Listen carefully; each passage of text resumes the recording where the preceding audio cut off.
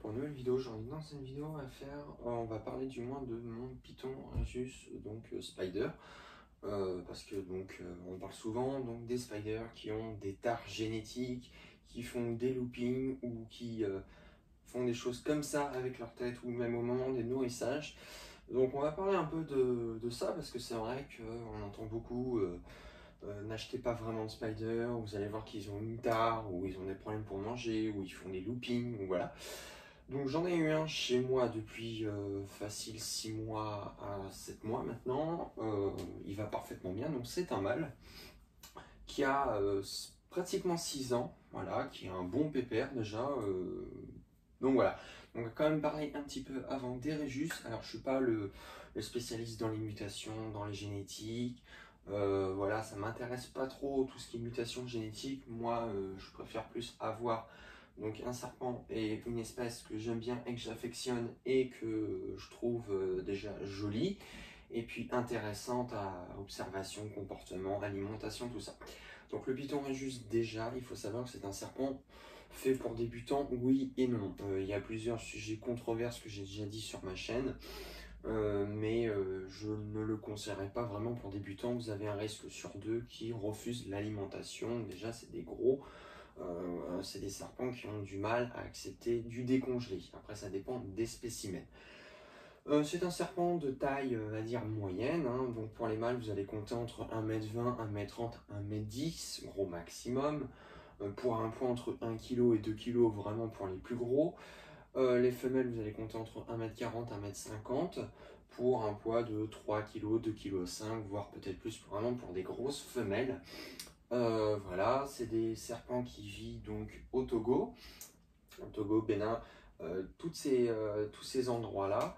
Donc en Afrique, donc on les appelle aussi boules python parce que je vais vous trouver des images dès qu'on s'approche d'eux, ils ont peur, donc ils vont se mettre en boule pour dissimuler leur tête, donc pour cacher, parce qu'il faut savoir que la tête est un point stratégique et sensible contre les autres prédateurs, donc ils se protègent la tête au milieu de leur corps. Voilà, c'est des les pythons Regius, excusez-moi, qui vivent entre 20 et 40 ans s'ils ont une bonne alimentation, un bon maintien de vie, si on s'occupe parfaitement, s'il y a les frais de vétérinaire, tout ça. C'est des serpents qui sont plutôt relativement simples. Un terra même d'1 mètre ou de 1,20 m conviendrait largement. Voilà, il existe plusieurs mutations. Moi, chez moi, j'ai deux classiques, donc deux femelles, une très grosse d'ailleurs, et puis mon mâle Spider que j'ai ici. Voilà, alors avant c'est une vitre de plexi parce que quand j'ai changé, j'ai voulu faire des changements parce que là, je suis en train de rénover toute ma pièce et en fait j'ai pété une vitre. Voilà. Bon, heureusement qu'ils n'étaient pas dedans, mais je l'ai pété, donc j'ai mis une vitre de plexi. Le problème, elle est trop fine, donc j'en ai acheté deux. Bon, là, je mets du scotch aluminium pour bloquer, pour pas qu'il l'ouvre. Mais je vais acheter une vitre en verre, voilà, dès que je vais y aller au magasin de bricolage. Voilà, c'était juste pour préciser, niveau esthétique, c'est pas joli. Je vais vous mettre des images donc, de leur terra. Donc en substrat, je vais vous conseiller de l'éclat de coco ou le substrat de toupette que j'ai essayé plusieurs fois et qui est très bien. Deuxièmement, ça a besoin un peu quand même d'hygrométrie parce que les Regius, il faut savoir que ça a des problèmes pour faire leur mue. Il y a beaucoup de gens qui vont vous le dire, c'est une galère, ça fait plein de lambeaux de mue. Là, je vais prendre une photo par exemple parce que là, je dois les changer tout à l'heure. Vous allez voir que c'est une merdique totale, il faut toujours faire prendre leur bain. Alors, humidifier, je dis pas tous les jours, mais au moins une fois par semaine, un peu, qu'il y ait un taux d'hygrométrie. Dans le terra, ça aide. Depuis que je fais ça, généralement, j'ai jamais eu de problème avec les mues des Regius. Fréquence de nourrissage, lui, il se nourrira avec des plus grosses souris parce qu'il ne mange pas le rat. Et c'est pour ça que les Regius, des fois, de passer de la souris au rat, on a du mal. Donc voilà. Donc là, je vais vous montrer donc, mon spécimen. Il ne fait pas trop de looping. Alors les loopings, c'est qu'il tremble un peu la tête ou voilà, ou ça vise un peu à côté. Donc déjà les Regius, ça vise souvent à côté. Ça a du mal à cibler. Non, il n'a pas trop la tare génétique pour le moment. Je lui montre bien la souris devant, mais même s'il va frapper à côté, il n'a pas trop de problème à ce niveau-là. Alors je vais aller le chercher. Donc toujours se désinfecter les mains au gel hydroalcoolique avant manipulation. Il y en a qui ne sont pas d'accord. Vous pouvez vous laver les mains avec du savon, bien frotter pendant 5 minutes et ça se passera très bien. Alors, il est en dessous. Alors là, vous allez voir, d'ailleurs, je vais lui faire prendre son bain. Après, le voilà. Alors ça, c'est un Python Regius Spider âgé donc de 5 ans, 5 à 6 ans. Voilà, vous pouvez le voir. Hop. Le ventre qui est plutôt blanc. Voilà. Alors, il y a d'autres mutations comme ça qui ont des problèmes, hein, quoi qu'il arrive. Le pinstripe, il y a plein de mutations. Je ne suis pas très fort en génétique. Alors, toujours, ce que je voudrais vous dire, toujours faire attention au visage.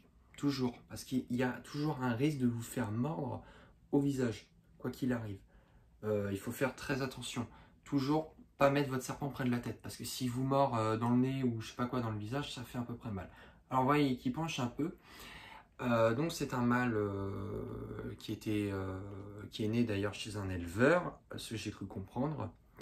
Mais par contre, qui mange vraiment. Il m'a fait une mauvaise mue. Voilà, des petits lambeaux à peu près de partout. Voilà. Donc je vais lui faire prendre son bain donc, dans une bassine à eau tiède, pas eau froide ni bouillante.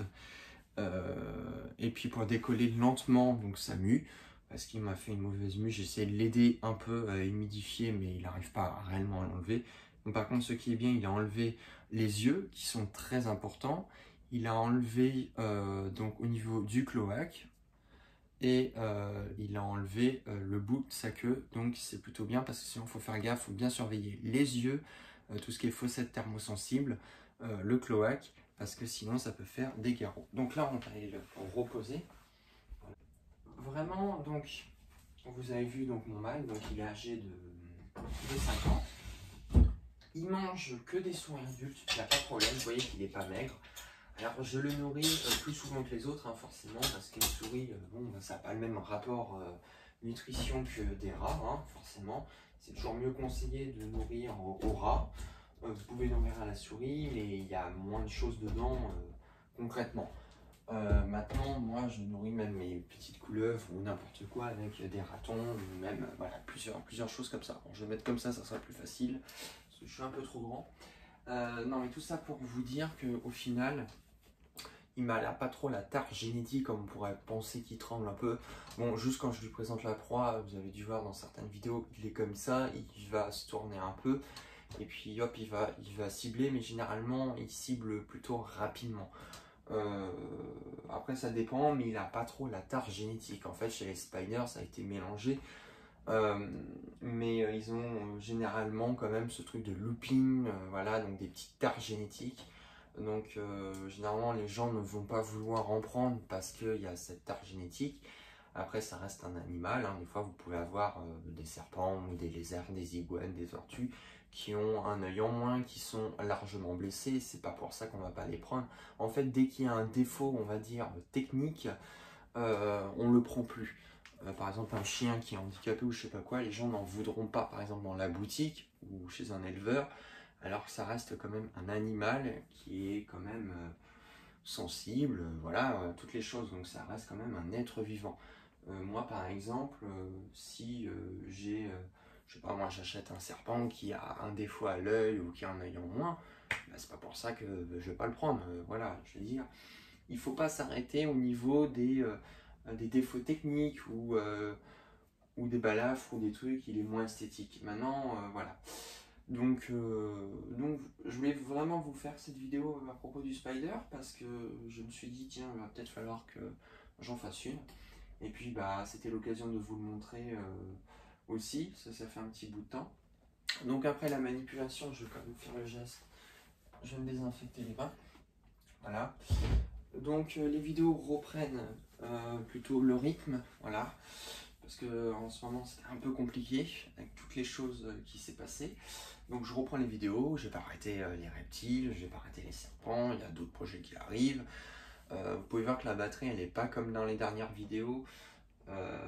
Donc du coup réellement là elle est remise à la place initiale d'avant parce qu'en plus là je suis en train de tout rénover Et vous allez voir que sur le côté ici, sur un grand long mur, j'ai fait mes plans et je pourrais commencer à faire des choses assez sympathiques, des terrains arboricoles. Là j'ai commencé à prévoir ça, j'ai acheté plein de décorations encore parce que là il y a d'autres choses qui doivent arriver d'ici 15 jours. Et je suis assez content du rendu final, donc comme ça j'ai commencé à bien rénover la pièce. Et puis voilà, donc j'espère que la vidéo t'aura plu. Si la vidéo t'aura plu, bah, tu peux toujours la liker, la partager et t'abonner pour manquer aucune de mes vidéos. Parce que c'est important pour moi de savoir si ça vous plaît. J'ai cru comprendre que voilà, il y a des gens qui ont aimé et qui aiment et qui aiment bien plutôt le concept et par rapport à mon point de vue à moi, bien sûr, de mon ressenti qui ont aidé des gens. Voilà, après, comme je dis, c'est mon point de vue, c'est ma façon de faire, c'est ma façon de voir les choses, mon ressenti. Après, je dis pas que tout est parfait non plus à 100%, mais voilà. Et puis, vous pouvez me suivre aussi sur mon Insta, French Reptile. Vous le cherchez, vous allez le trouver rapidement. Voilà, vous pouvez m'écrire en privé, il n'y a pas de problème. Allez, à plus.